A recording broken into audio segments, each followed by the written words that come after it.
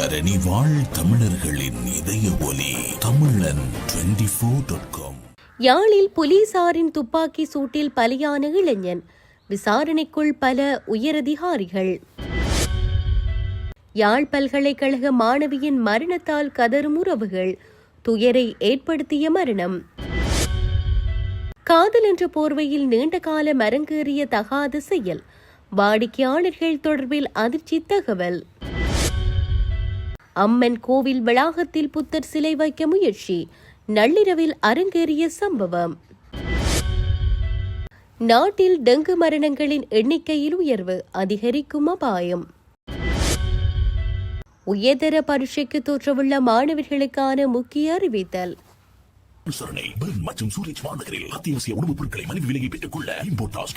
தொடர்பென விரிவான செய்திகள்.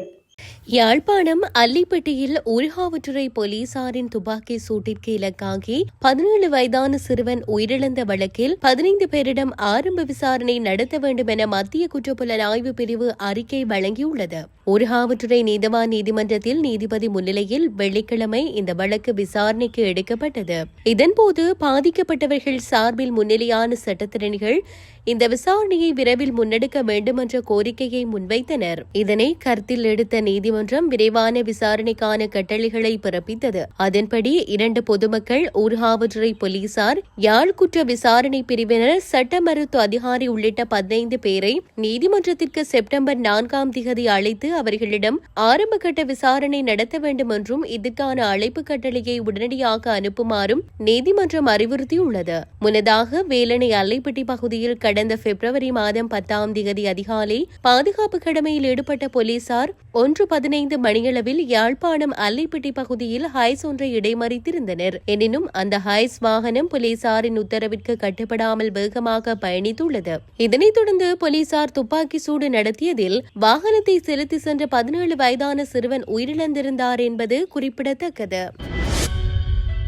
யாழ்ப்பாண பல்கலைக்கழக ராமநாதன் நுண்கலை பீடத்தின் இசைத்துறை மாணவியொருவர் நேற்று முன்தினம் இரவு உயிரிழந்துள்ளார். கண்டி மாவட்டத்தை சேர்ந்த மாணவியே இவ்வாறு உயிரிழந்தவர் ஆவார். இதுகுறித்து மேலும் தெரியவருவது, குறித்த மாணவி யாழ்ப்பாண பல்கலைக்கழக ராமநாதன் நுண்கலை பீடத்தில் கல்வி கற்று வந்தார். இந்நிலையில் புற்றுநோயால் பாதிக்கப்பட்டிருந்த இம்மாணவி கொழும்பு வைத்தியசாலையில் அனுமதிக்கப்பட்டு சிகிச்சை பெற்று வந்துள்ளார். இருப்பினும் சிகிச்சை பலனின்றி அவர் வைத்தியசாலையிலேயே உயிரிழந்துள்ளார். இச்சம்பவம் அனைவர் மத்தியிலும் ஆழ்ந்த துயரத்தை ஏற்படுத்தியுள்ளது. கற்ற சமூகத்தில் ஏற்படும் தொடர்ச்சியான இழப்புகள் ஈடு செய்ய முடியாத பாரிய இழப்புகளாகவே பார்க்கப்படுகின்றன. காதலர்கள் போல் நடமாடி நீண்ட காலமாக போதைப் பொருள் கடத்தலில் ஈடுபட்ட ஒரு தம்பதியினர் 90 போதை மாத்திரைகளுடன் கோமாகம பிரதேச போதைப்பொருள் தடுப்பு பிரிவினரால் கைது செய்யப்பட்டுள்ளனர். இவ்வாறு கைது செய்யப்பட்டவர்கள் பாதுக்க பிரதேசத்தை சேர்ந்த 21 வயதுடைய தம்பதியினர் என தெரிவிக்கப்பட்டுள்ளது. பாதுக்க போலீஸ் பிரிவுக்குட்பட்ட வீதிகளில் தனிமையான இடங்களை தேர்ந்தெடுத்து காதலர்கள் போல் பாசாங்கு செய்து போதை மாத்திரைகளை விற்பனை செய்வதாக கிடைத்த தகவலின் அடிப்படையில் இந்த சுற்றிவளைப்பு மேற்கொள்ளப்பட்டுள்ளது. சந்தேக நபர்களை சோதனையிட்ட போது போதைப் பொருள் விற்பனையால் சம்பாதித்த 1000 ரூபாய் பணத்துடன் 80 போதை மாத்திரைகளும் கடத்தலுக்கு பயன்படுத்தப்பட்ட மோட்டார் சைக்கிளும் பறிமுதல் செய்யப்பட்டுள்ளன. கைது செய்யப்பட்ட இளைஞர் இதற்கு முன்னரும் போதைப் பொருள் கடத்தல் தொடர்பில் மேகோட போலீசாரால் கைது செய்யப்பட்டு பின்னர் பிணையில் விடுவிக்கப்பட்டார் என்பது தெரியவந்துள்ளது. இந்த தம்பதியினர் நீண்ட காலமாக இந்த கடத்தலை தங்கள் வாழ்வாதாரமாக நடத்தி வந்துள்ளனர். மேலும் பாடசாலை மாணவர்களும் பெண்களும் கூட இவர்களிடமிருந்து போதை மாத்திரைகளை வாங்கியுள்ளது அவதானிக்கப்பட்டுள்ளது. யாரும் சந்தேகப்படாத வகையில் தனிமையான இடங்களில் காதலர்கள் போல தங்கியிருந்து இவர்கள் இந்த கடத்தலை மேற்கொண்டுள்ளனர். மேலும் கைது செய்யப்பட்ட தம்பதியினர் மேலதிக நீதிமன்ற நடவடிக்கைகளுக்காக பாதுக்க போலீசாரிடம் ஒப்படைக்கப்பட்டுள்ளனர்.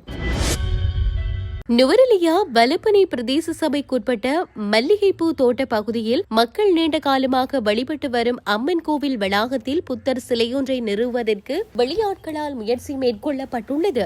நேற்றிரவு சுமார் 10 மணியளவில் பிறிதொரு பகுதியிலிருந்து வேன் ஆட்டோக்களில் வந்த நபர்கள் குறித்த சிலையை அங்கு நிறுவுவதற்கான முயற்சி மேற்கொள்ளப்பட்டதாக அப்பகுதி மக்கள் தெரிவித்துள்ளனர். சம்பவத்தை கிராம மக்கள் அவதானித்ததை தொடர்ந்து உடனடியாக ராகலை போலீசாருக்கு தகவல் வழங்கியுள்ளனர். இதையடுத்து இதனையடுத்து சம்பவ இடத்திற்கு சென்ற போலீசாரின் உதவியுடன் புத்தர் சிலையை அங்கு நிறுவுவதற்காக மேற்கொள்ளப்பட்ட முயற்சி தடுத்து நிறுத்தப்பட்டுள்ளது. அத்துடன் சம்பவம் தொடர்பில் விசாரணைகளை முன்னெடுப்பதற்கான நடவடிக்கைகளும் மேற்கொள்ளப்பட்டுள்ளன. குறித்த இடத்தில் 100 ஆண்டுகளுக்கு மேலாக அம்மன் மற்றும் காவல் தெய்வ வழிபாடுகள் இடம்பெற்று வருவதாக அப்பகுதி மக்கள் தெரிவிக்கின்றனர். இந்நிலையில் அப்பகுதி மக்களின் அனுமதியின்றி இரவு நேரத்தில் யாருக்கும் தெரியாமல் குறித்த இடத்தில் சிலை ஒன்றை நிறுவுவதற்கு மேற்கொள்ளப்பட்ட முயற்சி தொடர்பில் மக்கள் கடும் அதிருப்தியையும் கண்டனத்தையும் வெளிப்படுத்தியுள்ளனர். சம்பவம் தொடர்பில் ராகலி போலீசார் மேலதிக விசாரணைகளை மேற்கொண்டு வருகின்றனர். நாட்டில் பதிவாகும் டெங்கு மரணங்களின் எண்ணிக்கை 64 உயர்ந்துள்ளது. தேசிய டெங்கு கட்டுப்பாட்டு பிரிவு வெளியிட்டுள்ள புதிய தரவுகளின்படி இந்த ஆண்டில் இதுவரை மொத்தம் 89,033 டெங்கு நோயாளிகள் அடையாளம் காணப்பட்டுள்ளனர். பதிவான மொத்த நோயாளர்களில் 52.94% அதாவது 47,136 நோயாளர்கள் மேல் மாகாணத்திலேயே கண்டறியப்பட்டுள்ளனர். மாவட்ட ரீதியில் கம்பஹா மாவட்டத்திலேயே அதிக பாதிப்பு ஏற்பட்டுள்ளதுடன் அங்கு 18,922 நோயாளர்கள் பதிவாகியுள்ளனர். கொழும்பு மாவட்டத்தில் 17,679 நோயாளர்களும், கண்டி மாவட்டத்தில் 6,298 நோயாளர்களும் அடையாளம் காணப்பட்டுள்ளனர். தவிர கொழும்பு மாநகர சபை எல்லைக்குட்பட்ட பகுதியில் மட்டும் 3,569 நோயாளர்கள் பதிவாகியுள்ளனர். அத்துடன் கடந்த ஜூலை மாதத்தில் அதிகளவான நோயாளர்கள் பதிவாகியுள்ளதுடன் அந்த எண்ணிக்கை 29,973 ஆகும். இதேவேளை ஆகஸ்ட் மாதத்தின் முதல் 7 நாட்களில் மட்டும் 3,686 நோயாளர்கள் அடையாளம் காணப்பட்டுள்ளனர். எவ்வாறாயினும் 119 சுகாதார மருத்துவ அதிகாரி பிரிவுகளை சுகாதார பிரிவினர் தொடர்ந்து டெங்கு அதிஅபாய வலயங்களாக பெயரிட்டுள்ளனர். கல்வி பொதுத்தராதர உயர்தர பரீட்சை ஆகஸ்ட் 10 ஆரம்பமாகி செப்டம்பர் 5 வரை நாடளாவிய ரீதியில் 2,532 மத்திய நிலையங்களில் நடைபெறுவதற்கான அனைத்து ஏற்பாடுகளும் செய்யப்பட்டுள்ளதாக பரீட்சைகள் ஆணையாளர் நாயகம் இந்திகா குமாரி லியனகே விசேட ஊடகவியலாளர் சந்திப்பொன்றில் தெரிவித்துள்ளார். இம்முறை பரீட்சைக்காக பாடசாலை விண்ணப்பதாரர்கள் 2,64,496 பேரும், தனியார் விண்ணப்பதாரர்கள் 1,07,814 பேரும் அடங்கலாக மொத்தம் 3,72,310 விண்ணப்பதாரர்கள் தோற்றவுள்ளனர். பாடசாலை விண்ணப்பதாரர்களின் பரீட்சை அனுமதி அட்டைகள் அந்தந்த அதிபர்களுக்கும், தனியார் விண்ணப்பதாரர்களின் அனுமதி அட்டைகள் அவர்களின் முகவரிகளுக்கும் தபால் மூலம் அனுப்பி வைக்கப்பட்டுள்ளதாக பரீட்சைகள் ஆணையாளர் நாயகம் குறிப்பிட்டுள்ளார். பரீட்சை மண்டபத்திற்குள் நுழைவதற்கு முன்னர் அனுமதி அட்டையில் குறிப்பிடப்பட்டுள்ள தங்களது கையொப்பத்தை முறைப்படி சான்றொப்பம் செய்து கொள்வது கட்டாயமாகும் என்றும் அவர் மேலும் தெரிவித்தார்.